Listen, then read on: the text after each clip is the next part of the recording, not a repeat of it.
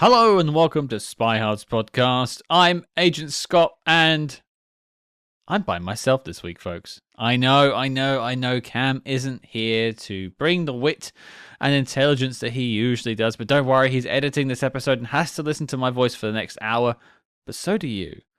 But the reason we're doing this is because I am sitting down with the star, or one of the stars, of this week's film, The Lives of Others, with Martina Gedeck. Now, of course, she starred as Christa-Maria in the film, gave a fantastic performance that me and Cam were fawning over earlier this week in our review. But we had the opportunity to sit down with her and talk all about The Lives of Others and another film she did the exact same year, The Good Shepherd, directed by Robert De Niro and starring Matt Damon, a little Jason Bourne action in there. So a lot to talk about. Martina is a fantastic guest. You'll have a great time listening to it. So without further ado, let's talk The Lives of Others with Miss Martina Gedeck.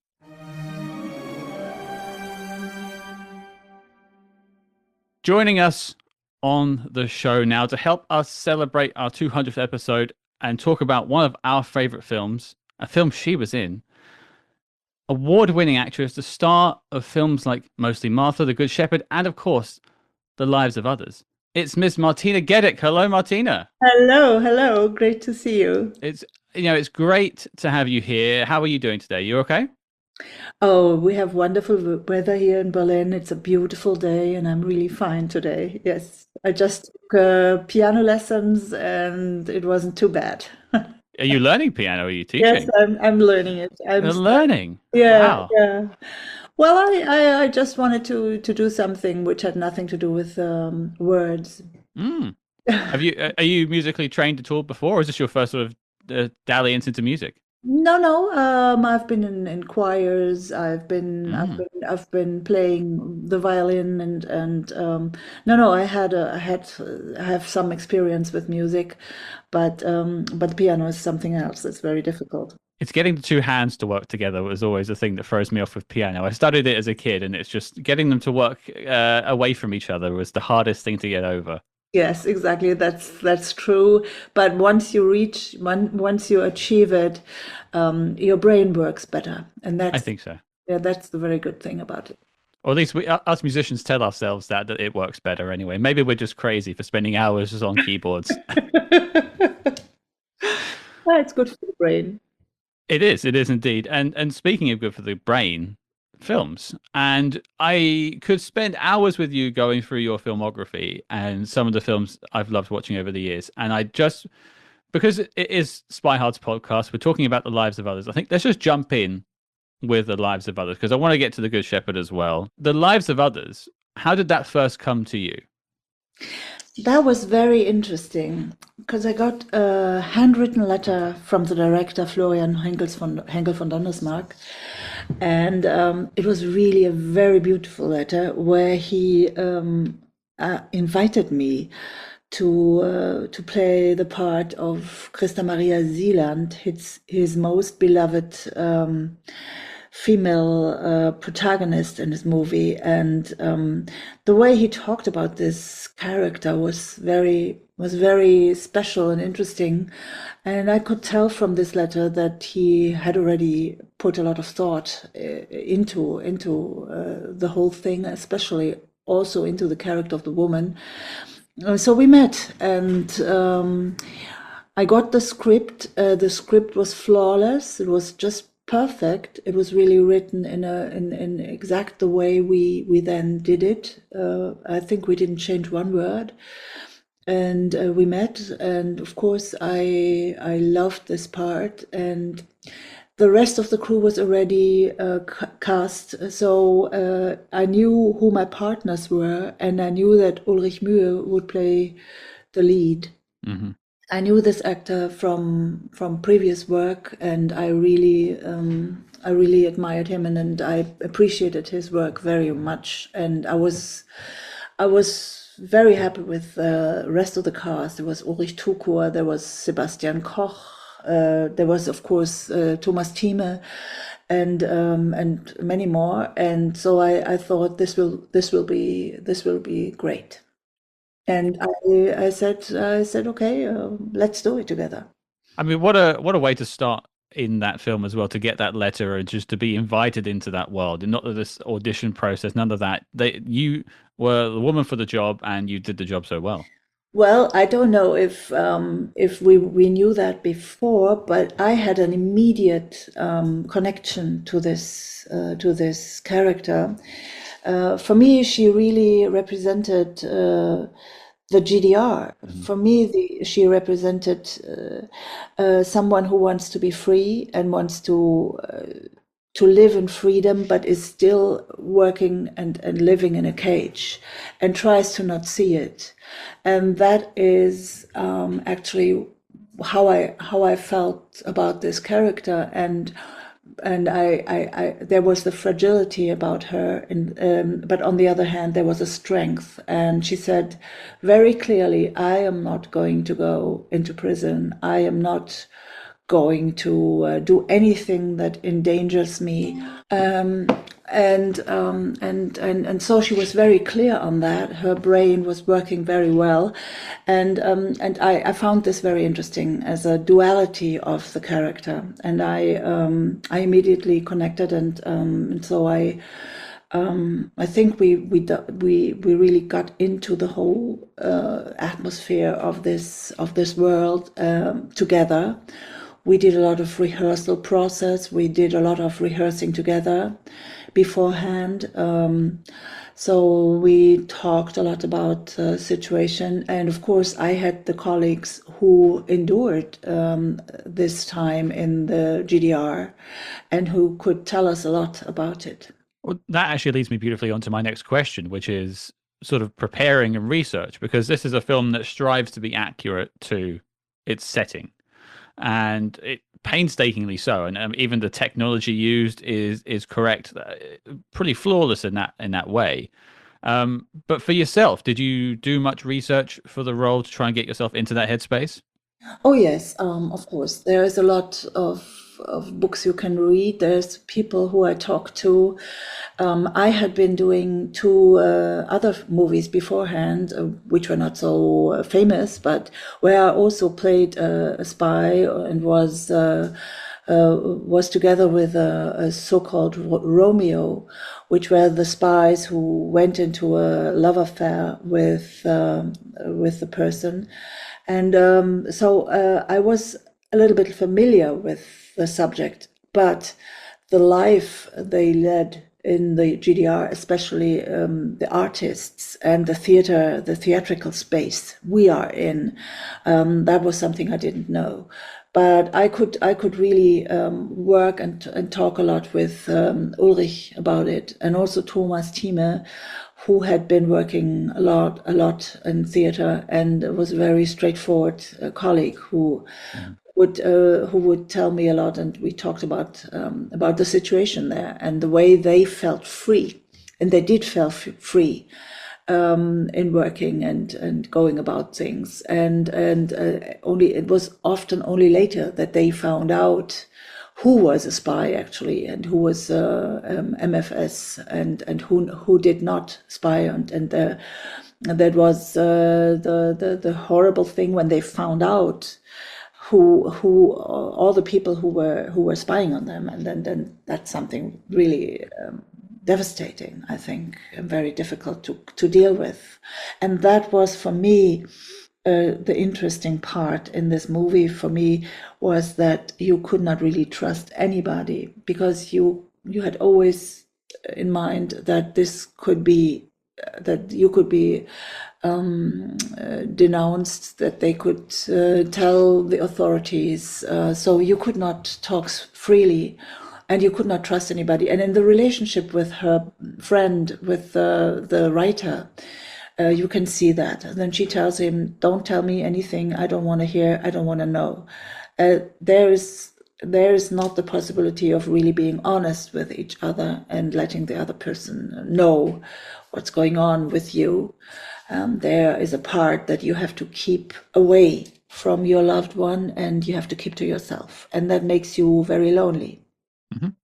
Well, even if you go back to the title of the film, "The Lives of Others," that could talk about other people, but also the other lives within ourselves that we lead, and sort of the different factions that we have within our own brain and personalities we can present. It, I think, one thing that jumped out to me about what you were just saying about finding out that people were spies or who was not at the end is a really great scene at the end of the film that unfortunately you're not in, but is where Sebastian goes and sits in that room and goes through those. There's all people in the room looking through the records Right, of other people of their lives that have spied on them. right. Like what a heart wrenching thing to have to go through and read your own file and know who else has dobbed you in, as it were. That must have been dreadfully hard for people to deal with. Yes, especially for those who didn't expect that it happened.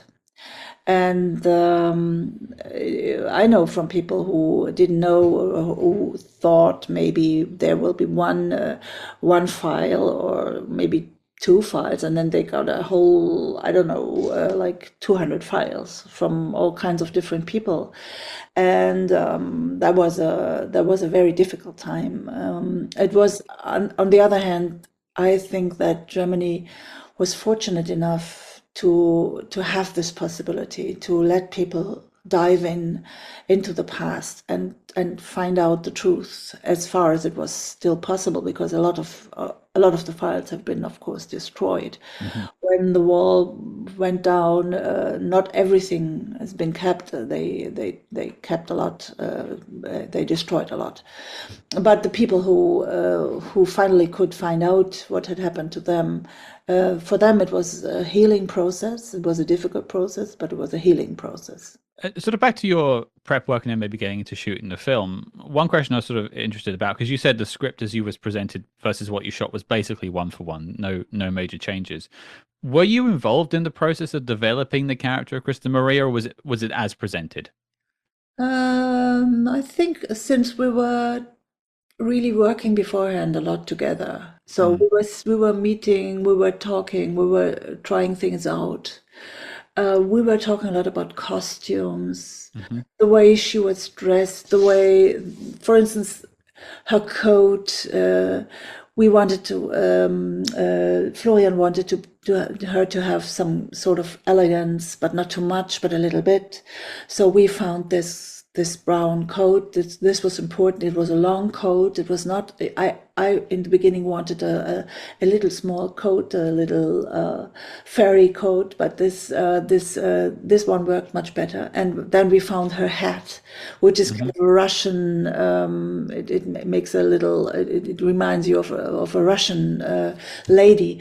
This hat that she wore, and so she had a facade, which was very important. I remember the silver dress that I was wearing during the dance. We had so many dresses, and we really went through the all of the dresses. I put all these dresses on, and the very last dress was a petrol blue, very small dress, which was a little bit too small for me, and it had exactly this shape. Hmm. And I put it on, and we actually didn't want to put it on because we were exhausted. But then I said, okay, let's put this last one on, and it was so perfect because it looks sweet, it looks a little strange, it looks a little bit, so it puts a distance between you and the audience, but on the other hand, it has a little glamorous aspect to it. So we said it would be nice to be silver, and so we put it's a very important dress for her. So we kind of built on the character outside, in order to make her yeah, and to be near the spectator, but at the same time have something that puts a distance Hmm. between her and the world. And that was the thing that I found interesting and important. And of course, my performance, of course, you perform by yourself. I mean, you work on the lines, you work on the scenes. I always do that beforehand very intensely. I have to really learn the lines forever because I don't want to think about them when I shoot. Hmm. I didn't have that many shooting days. I had about 15 shooting days. I think that's not very Wow. much. Yeah. Yeah. Wow. I, Yeah. I mean, that just surprised me. You feel like you're in almost every scene of the film, more or less. You're like an integral part of the film. But that's a very maybe it was just a quick process. The whole film altogether was just done very quickly. Then. Yes, it was because we had no money for the film because nobody Ah. wanted to do the film.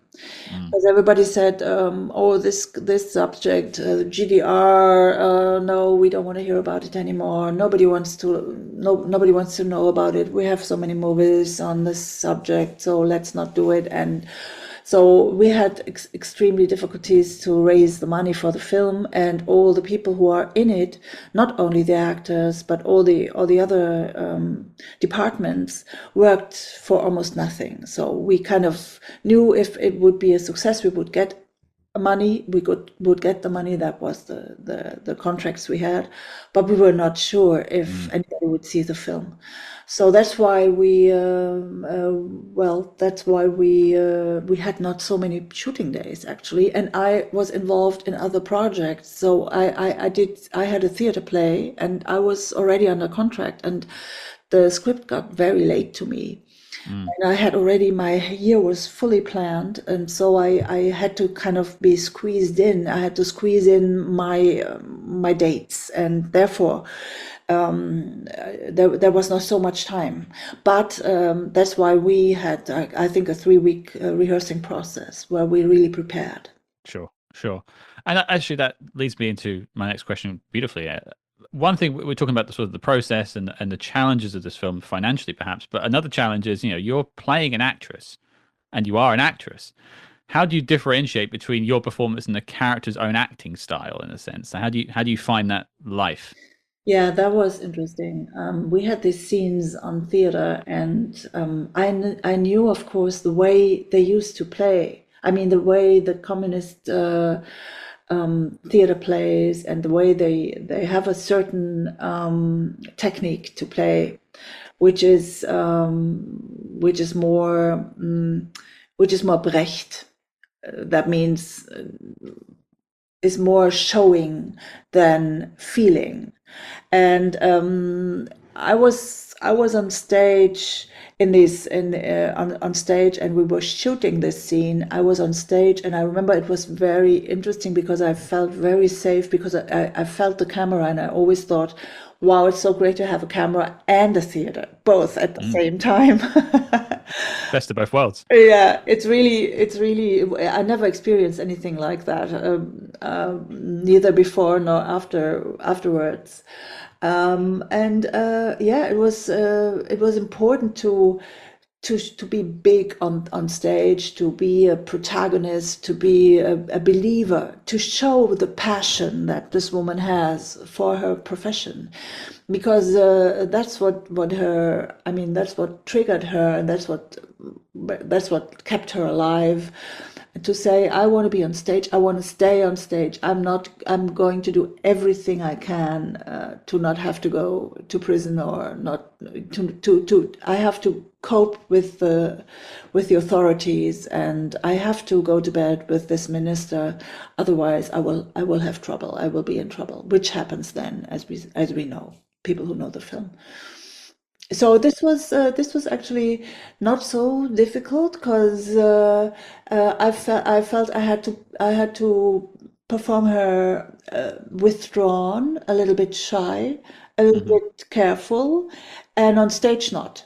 On stage she had to be direct, she had to be outgoing, she Mm, had to be strong, and she was a star in the GDR, so she was very self-confident on stage.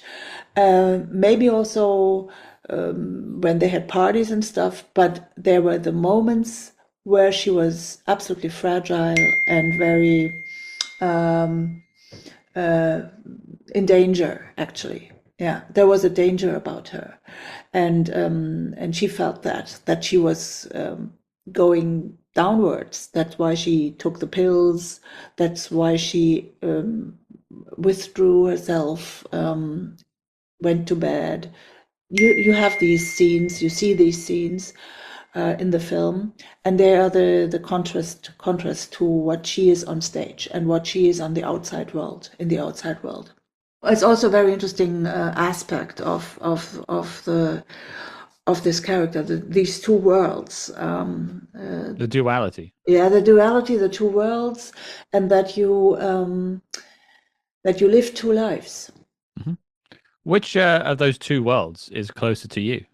The more outspoken, louder, secure, or perhaps the more like quiet person? What's more Martina? In the both, actually. Mm. I have both sides. I'm not in a dangerous situation True. in the moment, but I know that the world can be dangerous. So I have my ways to protect me, of course, and I have ways to be, and I like to be soft. I like to be. I don't like to go out and say, "Here I am, and I'm great, and look at me." That's not. No, but that's normally, actors normally are not like that because they have to be very self-confident, and they have to face the audience, and therefore you need a lot of self-confidence. Otherwise, you're not strong enough to go out there and face that. But there is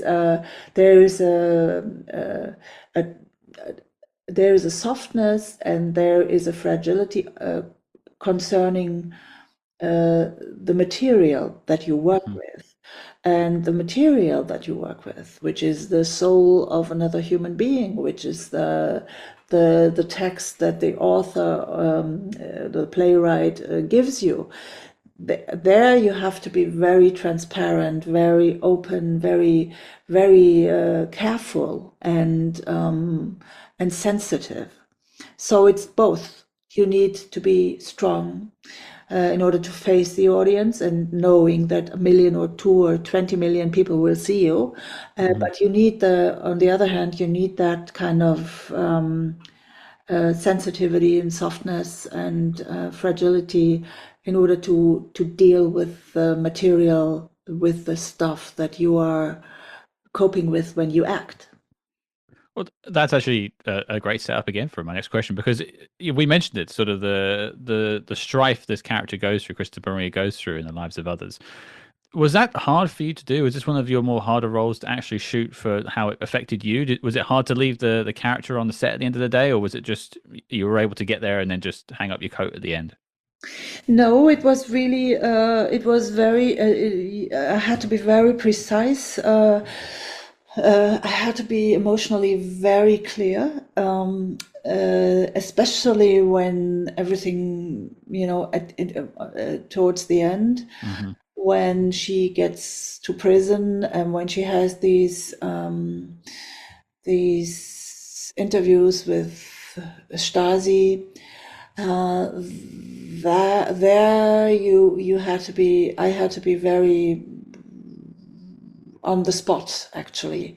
And there you need a good preparation, which means mental preparation also, because you have to really feel your way to what a person feels who is in an oppressed and situation like she is, and she doesn't know if she gets out or not, and how she gets out, and she has to betray, and she doesn't want to betray, and all these questions come up in one moment and stay with her and destroy her in a way, because she realizes her situation, and beforehand she could kind of put her head into the sand, but now it's clear that she doesn't get out, and that took a lot of concentration, and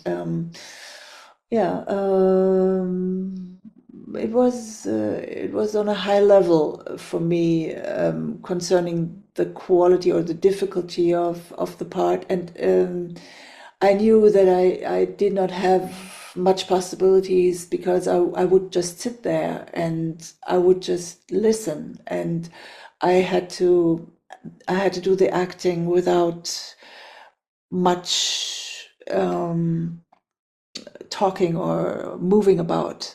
So it had to be very nuanced and and on a microcosmos level. Hmm.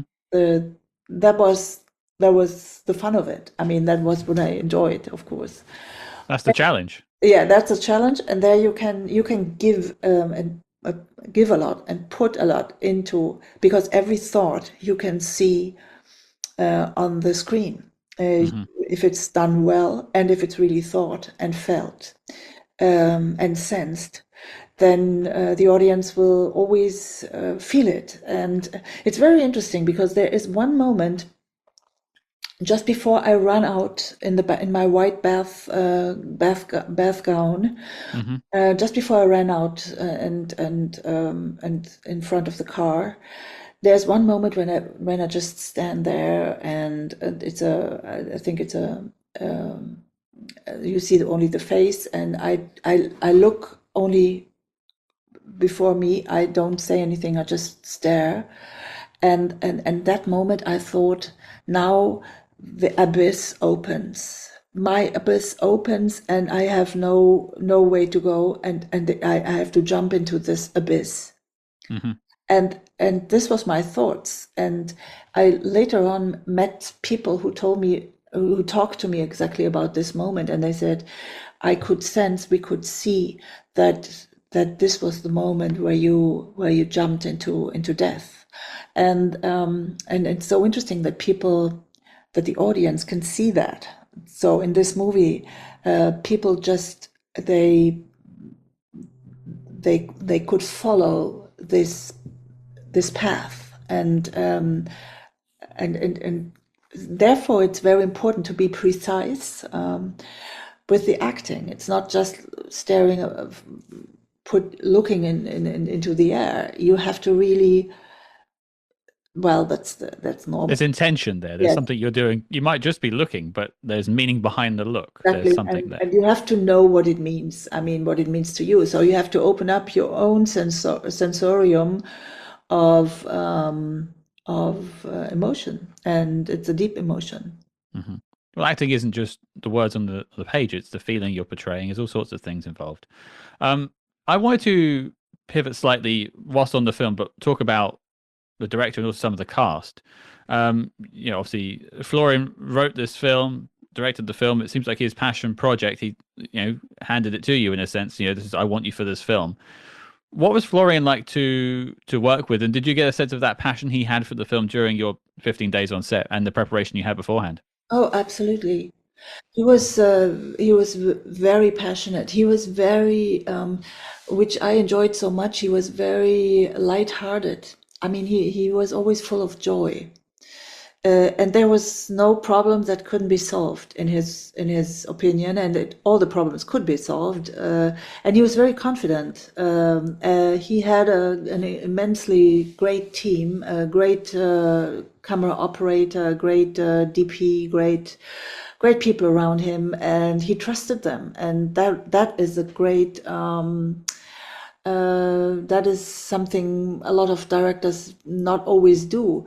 Uh, Hmm. they tend to want to do all by themselves, and of course, Florian had a clear vision of what he wanted, but he trusted his staff, and that was very relieving, also for them, because they were very inspired by him, and everybody wanted to give the best. So Florian was actually building a space where everybody could feel free, and still we knew we were working on the same on the same what do you say, on the same piece of Same art. page, same hymn sheet, that sort of thing. Yeah, Yeah, same piece of yeah, art. Yeah, yeah. and he was very excited, and he was positive most of the time, and that's a very good quality. I mean, it shows in the film, and we'll talk about sort of the awards and the accolades it got further on down the line. And it's good to know that there was a positive set there because I think one thing you mentioned, sort of the low budget and not a lot of money to do it, it builds sort of a team spirit that you're all trying to work together to get something done. And Right. I think that came together with this. Exactly. Absolutely, and it was so very well prepared. I mean, when we went into this apartment, for instance, it was so very well done. I mean, that it really looked like it looked at that time, and nobody Mhm. had ever shown it before. So you could feel that he took seriously the world that we dive into. He Mhm. took it seriously, and he really prepared everything so well together with the staff. So you really went into another world, and it was very much the way it has been. Of course, we had also reactions from people from the GDR who said it was not like that and da da da da. There's always people who have their own subjective Mhm. experience with the system. But I had a lot of people who told me that pretty much was the reality. It's interesting you had that pushback because, from all intents and purposes, from what I've read over the years, this is held up as one of the Cold War films, if you will, like a one to actually like in a close to the reality as you can gonna get in a film. It is so, it's true. But people who live there, they say, for instance, why is I mean, it's stupid. We don't even have to talk about it, but it's people who really suffered Yeah. under the system. They say, of course, why is the spy a good man? Why do we see in a spy film, which is supposed to be close to the reality, why is the spy person a good one? Mm. That's what people didn't really, some people didn't want, or they wanted him to be a bad boy, and he was not. He was shown in a differentiated way. Hmm. There were different sides to him. You could see that he also was Opfer, how do you say, Like capable of bad things, like he had a dark side to him. that he Yeah. was a victim, Yeah. that he was also a victim. Hmm. That you could tell, and that's what was so important. He was not only the aggressor; he was a victim himself. Yes, he had no life. That's what the film says, and he takes part in the other life, and he loves the woman, but he cannot reach out to her. No. Human beings contain multitudes. None of us are strictly one thing. We have lots of different sides to us, and Yes, even the quote unquote villain of the film, you could right. argue, has a good side, I suppose, or has, I'm sure, in their own lives other things they've done that are good. um Moving on to Sebastian Koch now. You have a great chemistry between the two of you, and I had a look through your filmography. I think you had worked before together, but where did that come from? Did obviously you had sort of worked on it before you shot the film, but where did that come from? Because it's quite magical on screen. I don't know. We just fit together. It's Yeah. um, um, sometimes it happens like that. We always got along very well, and I always appreciated his acting and the way he was going about his career.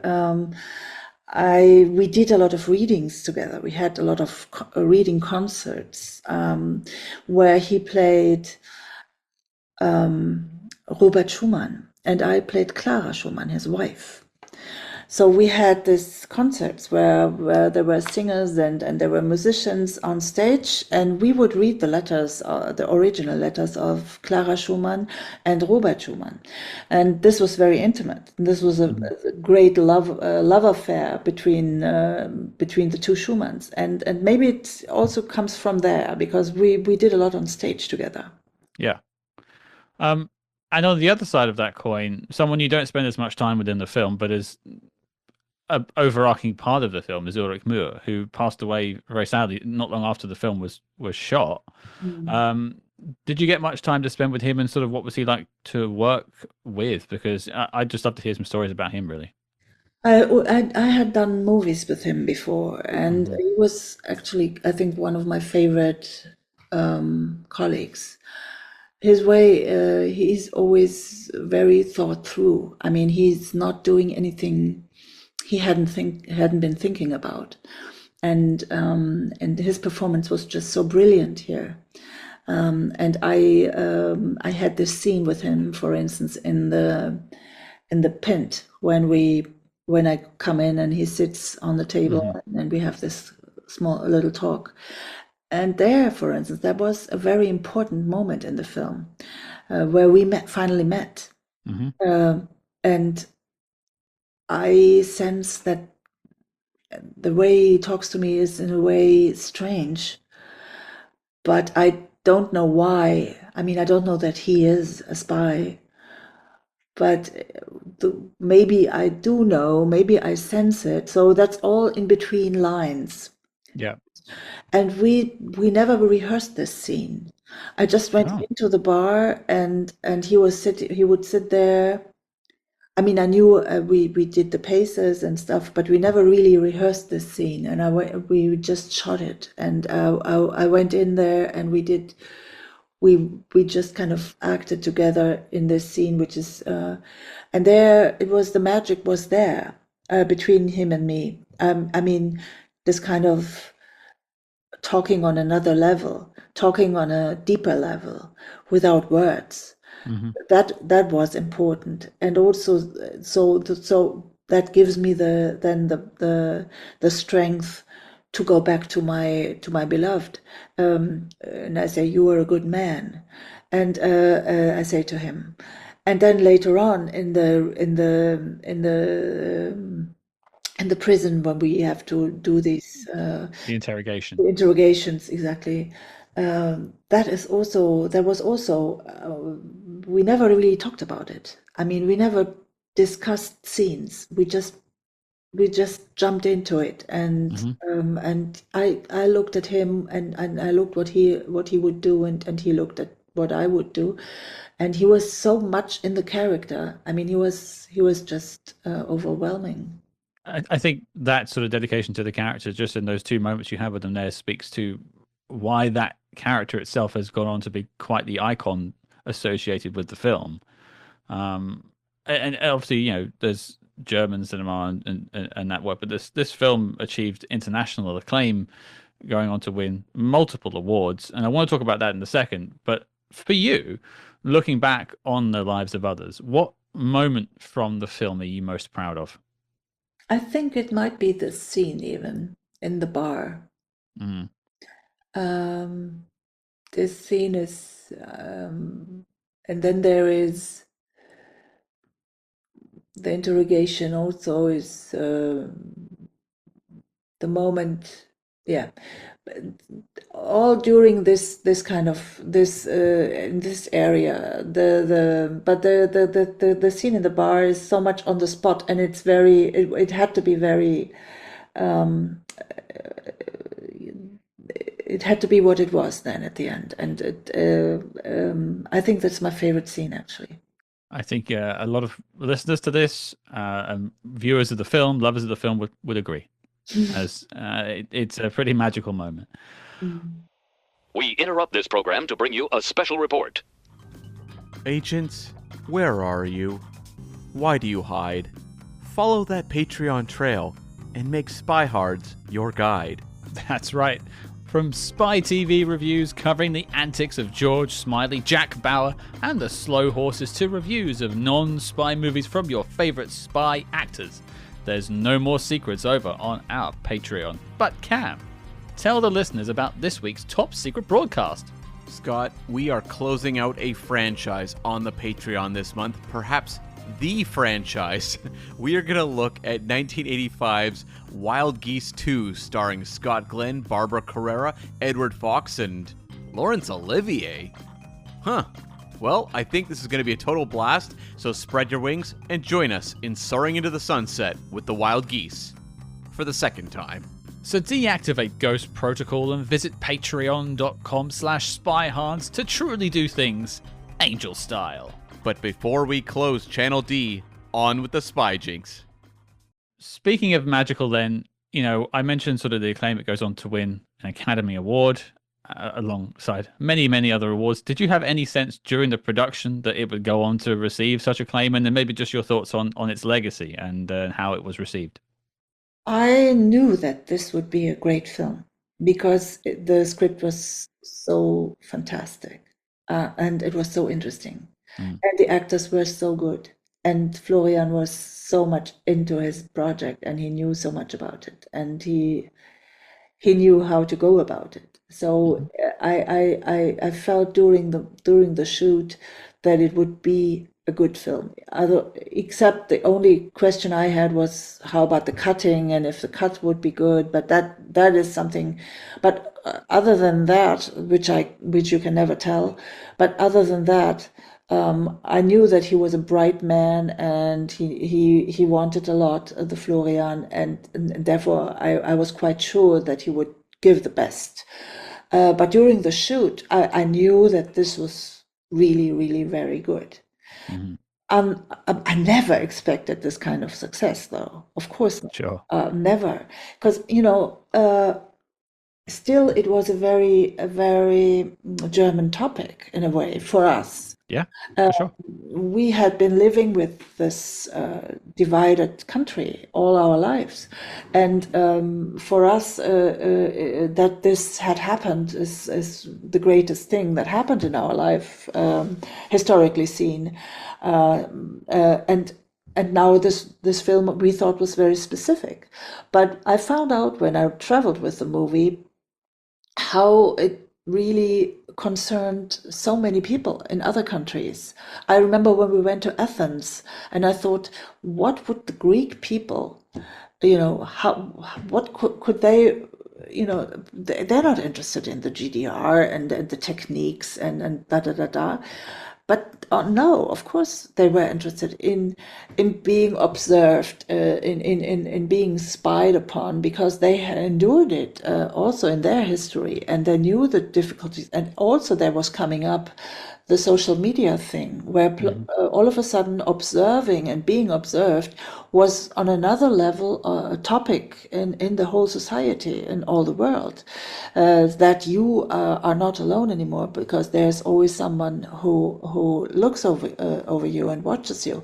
So therefore, I realized also in Moscow, we went to Moscow with the film, and the people, they couldn't really talk openly, but they would stand, I think they stood for 20 minutes without clapping after the film. They just got up and they didn't clap and waited until the Abspann, the Credits. were gone. So they would just stand there in silence, and it was very touching. And then they said, we wish we would have this opportunity here in Moscow, in Russia, to go into our files. And so it was very moving. Everybody had something, everybody felt involved in this topic. So I realized it was all over the world, of great interest, actually. And that I didn't know beforehand. That really we found out during the promotion tour, and when we got the reactions of the people. I mean, and even now, you think 17 years post the film, that's escalated even more in terms of that sort of observation of what we're doing, and Right. yeah, it's a whole other world now with things like social media. As I said at the beginning, I think we could talk about the lives of others for another 2 hours. There's so much to dive into in that film, but I'm aware of your time, and I don't want to hold you here for too long. And I want to talk about a different spy movie that you did the same year, amazingly, which is The Good Shepherd. Exactly. A very big role, and it's I don't know if you spent as much time on this as you did with The Lives of Others, just in terms of screen time, but obviously this is a very different production. Robert De Niro director, big film in that sense. How did The Good Shepherd come to you, and where did it sit with sort of The Lives of Others in terms of shooting? Was it the same year? Where were you when that film came around? I think it was after this, after we done the shooting of Life of Others, but Life of Others was not out. Right. And the casting director had seen Bella Marta, only mostly Marta. The casting director had seen, invited me to England. I had I had a casting with De Niro and at that time DiCaprio, because DiCaprio was supposed to play the lead in this movie. All right. I did an hour of work on 2 scenes with De Niro, which was great. We had a lot of fun. It was a lot of fun, and then they decided to give me the part, which I was very happy about. And and then I went to the States. The movie was shot, and the parts where I was in were shot in a studio in a huge hall in Brooklyn. Right. It was really amazing because it was so full with all the props and I mean, they built all the inside rooms and even the streets in that parts of the streets in that huge hall. So that was very impressive, actually. So that's how it started. Yeah. And what was that like, sort of working on a American prestige film with a lot of money behind it versus, say, something like The Lives of Others, very different production? Well, it was huge. I mean, it was a lot of staff, it was a lot of people. But De Niro, of course, as a director, he is an actor and he knows what actors need or what's good for an actor. So the way he conducted the whole team was exceptional. I mean, it was always very quiet. It was always the emphasis on not on so much on the technical part of the movie, but on the acting part, which is not understood anymore. So we would really rehearse, only the 3 of us, and really get into the scenes and really talk about all the things that were good or not so good, or we could not stand or we liked, and really work our way together into the scenes. And he was a fantastic director.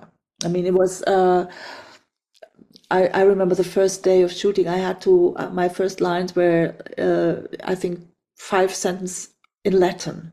Right.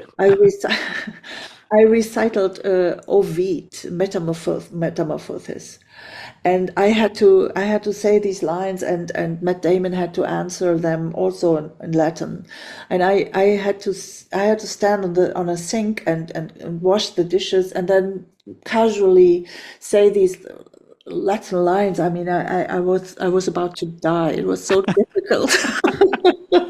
And I really had learned them by heart and I really knew them, but I was very nervous because it was not only not my native language, but it was just really. So then De Niro walked up to me, and he would always come up to the actor and talk very quietly to the actor, so the rest of the team wouldn't hear it, so not to embarrass the actor. And he said, "Martina, you're going to be great, and you can do what you want. And if you're nervous, you're nervous. That's okay." And that was so nice, because he, of course, sensed my nervosity, and and so that was a very great experience. But of course, each department is very separate from the other. For instance, when I was shot, the makeup artists went to me and said, "Oh, Martina, do you know where you get shot? Do you get shot in the head or in the breast or in the face, or you know where the shot will be? Because we have to prepare it." I said, "No, I'm actually sorry, I don't know it, but you can ask the director. You could ask De Niro." And so that was that. And then on the day of the shoot, they had prepared everything. They had not asked the director because they didn't want to bother him. They Okay. wanted to be prepared for everything. Who chose it in the end? Who chose the shot? Yeah. Oh, De Niro did. He said, "Well, she gets shot in the heart, of course." Right. Yeah. You've mentioned De Niro, and we mentioned. I actually didn't know the DiCaprio thing, so that was a bit of a surprise to me. Maybe I've just done poor research. That's probably true. But nobody knew that. That was really very much ahead of the shoot. That was, okay. I think that was more than half a year before the shoot, and then I think they postponed the shoot, and then DiCaprio wasn't able to do it, and then it ended up with Matt Damon. Yes. Well, that's actually the man I wanted to talk about was Matt Damon. At this point, he's Jason Bourne, and he's doing his big Jason Bourne spy movies, and in between, he does The Good Shepherd, so doing another spy film. Right. What was Matt Damon like to work with? Any sort of memories of, apart from, of course, reciting Latin with him, which must have been a barrel of laughs? Oh, he was very nice. And I mean, they all very, the moment you hit the set, and you are one of them because you are part of it, and they hold this culture of filmmaking so high. It's like it's the cultural thing in the States. And when you achieve something like that, you are part of this movie, no matter how big the part are, or if you're just a cable holder, you are part of the whole thing. And so they're very nice, very polite, very, very funny. We had a lot of fun together. And De Niro, it was a very cozy atmosphere actually, because, and that's of course the big difference to a European, most European productions, is that they have so much time. I mean, they do one scene, and if something happens, they do the scene 3 days. It doesn't matter. And we had this problem that our one actor's mother was dying, and this actor wanted to stay with his mother on her dying bed, and therefore we couldn't use the actor. So we were kind of postponing all kinds of other scenes, and the whole shooting schedule was mixed up. But it didn't matter. I mean, they would do this scene and then that scene, and it was very so you could really relax. You were not in a constant state of hurry, and you could really try out things. And if it didn't work, then you could say, okay, let's do it tomorrow. And there, I remember I had to. I was in bed with Matt Damon. I had to get up and go to the bathroom, and I had this ear thing, so because I was not hearing so well, and I put it away, and then he said something to me, and I answered him, so he knew that I was a spy. At that moment, he knew I was a spy.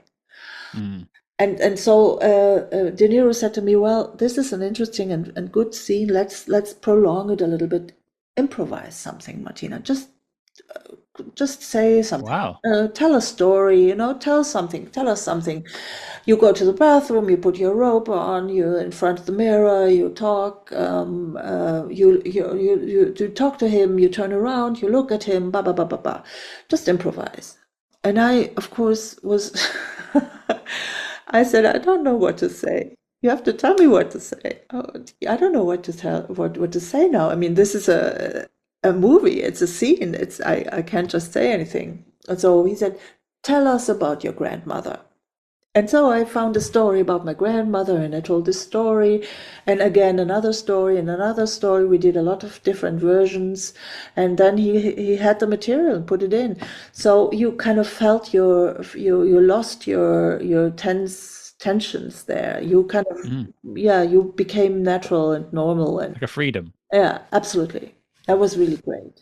It's great to hear De Niro had sort of that process very open to actors and open to input, because there's a lot of other directors, even some that we've spoken to in the past, where it's very much like, this is the script, this is what we're shooting, and that's what we're going to go with, which is a different way of working altogether. But it's nice to hear Robert had that flexibility. He did, and what he also did was that he would repeat scenes without interrupting. So we would do the scene like 5-6 times without saying stop and starting again, and that made it very good flow. And you could, as an actor, you could really get into the emotions very well, and you were not, after like a scene sometimes is only 30 seconds, and then they cut, and then the hairdresser comes and puts hair and says, oh, we have to do this and this, and put a little lipstick on, and then it's like 5 minutes break, and then you do another 30 seconds of the scene, and you never get into really a flow of acting, and that De Niro knew that, and so he had his ways to keep us playing and acting and staying in the mood of it. And yeah, that was he never said this is not so good or I don't like it. He always said, I remember also in the casting, it was so great. He said, I did the casting, and he came to me and said, even though there was only 3 people in the room, he came to me very close and said, would you like to do one more? Would you like to do another one? And I said, I don't know. Do you want me to do another one? He said, no. I just thought maybe you want to do another one. I don't know. I said, I don't know. Okay, so I said, we can do another one. And then I did another one, and it was no pressure on the actor. He kind of wanted the actor to be active himself and not wait on what the director kind of has to say. That makes you very creative, and it was a lot of fun. That sounds like a man who spent a lifetime being directed and wants to do it right when he's doing it. Yes, probably. I'm aware of the time, so I've got 3 questions to wrap us up.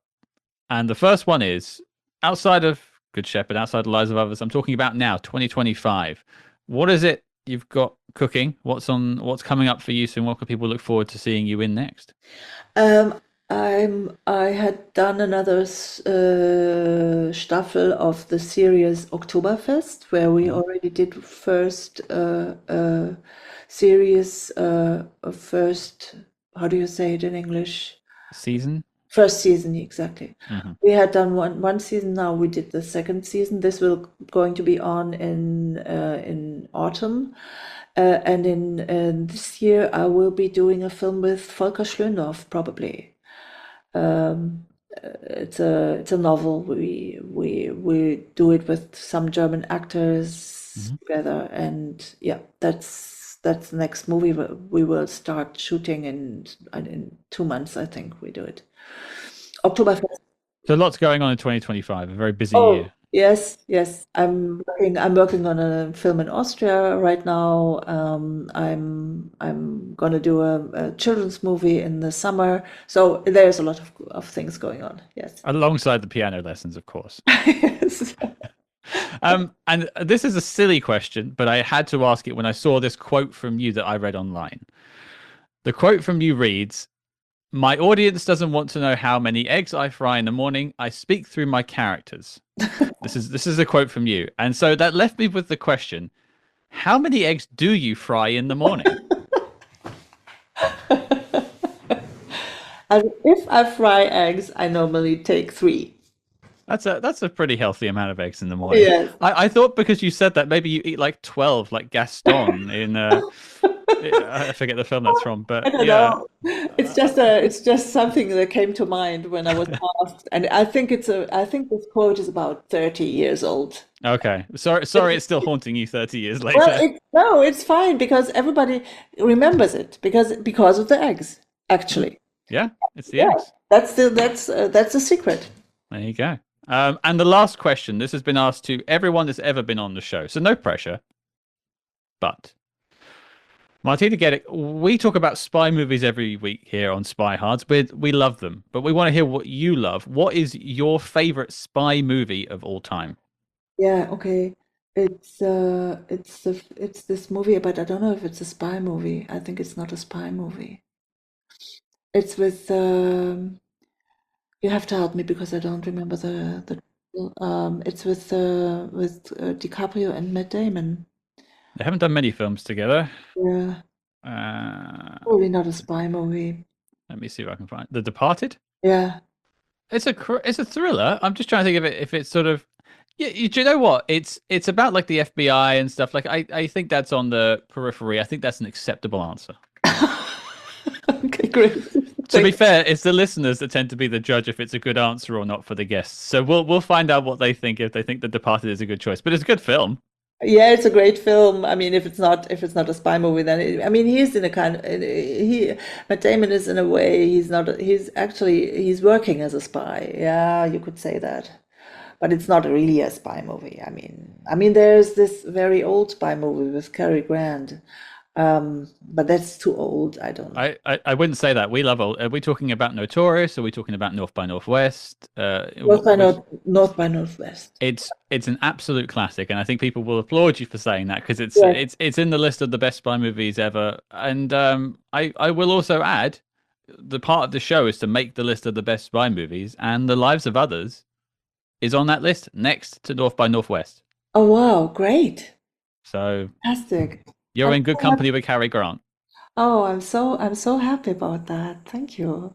Thank you so much. Thank you for the film. Thank you for it's great. And thank you for that podcast. It's a good thing to do that. Really. But as I say, we've got to get you out of here. You've got much more things to do. There's some ivories to tinkle. You got to get back on the piano.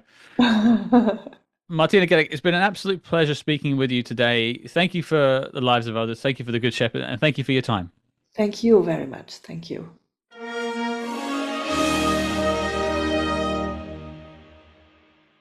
There you go, folks. That was our chat with Miss Martina Gedeck, all about The Lives of Others and so much more.